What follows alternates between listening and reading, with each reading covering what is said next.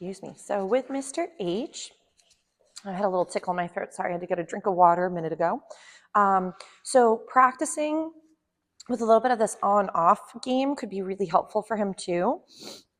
So ready, Harley? We'll go into a little find it. Nice. And then from there, he's like, lady, I'm ready. So I'm going to see if we can get a little check-in. He's like, I'll just eat the rope. It's fine. So we might go, Harley, ready? You ready? Go get it. So now again, the toy is alive. So we want to make sure, again, like I mentioned before, keep the flirt pole low so the puppy can kind of do a little bit of play. If, again, your puppy is feeling a bit physically overwhelmed or tired because, again, those growth spurts that I mentioned, make sure that you just have little bursts of play. If, for example, you're playing too, make sure the traction is important, like I mentioned earlier with his playing fetch. And make sure too that when you're working on these games, that he's not getting so jazzed that he doesn't quite know how to come back from it. So we do want to sometimes practice revving the engine, putting the brakes on. He's like, I'm going to trot around with my prize.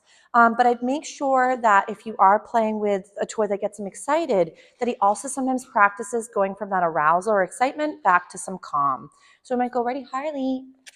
Little find it. He's like, oh my gosh, that does look delicious. So we've got to get him to think that letting go is not the end of the game. Ready? Harley, what's this? Right there, beautiful. So as he goes and he goes to do those lovely little find it's, picking up the crumbs, we might go, Harley, you ready? And we play again for another few little moments. He's like, I almost caught it, lady. So again, nice, big, low, swooshing motions. Make sure that he is successful in catching the guy or the gal, whatever you want to call it. So that way he has success in grabbing the toy at the end of the flirt pole. So as he goes and grabs it, we might go, Harley, ready? Find it. Nice job. And getting that little relinquishing of the item like we've been doing. But play behaviors are going to be so crucial for him for right now, especially as you're trying to expend both that mental and physical energy, but give him outlets that are, again, going to be beneficial for him and his needs or what he enjoys doing. This also prevents, again, other behaviors for him in, let's say, creating outlets that are not the best, where you might have puppies that try to chase you as you're meandering because you're moving, and that seems very exciting. So you're giving him, again, a dog-centric outlet that's giving him something that he can do instead of those previous skills, even though they're natural dog responses. Nice job. So we'll try again with a little bit of movement. We'll tell him, go get it. And we'll do a little bit of running for a few moments, give him a little break in a moment when we do a little bit with the taking a nap. Nice. He's like, I've almost caught him. So there we go. We might try again right here. See if we can go ahead and catch the critter. And then we'll give him a little break again. Oh, so close. Right there. There he goes. Good job. So, but remember, dog-centric play is going to be really helpful to build your relationship, but also going to give you outlets that are beneficial for the pup and then also make your lives together a bit easier. So I'm not saying that flirt pole should be the only option.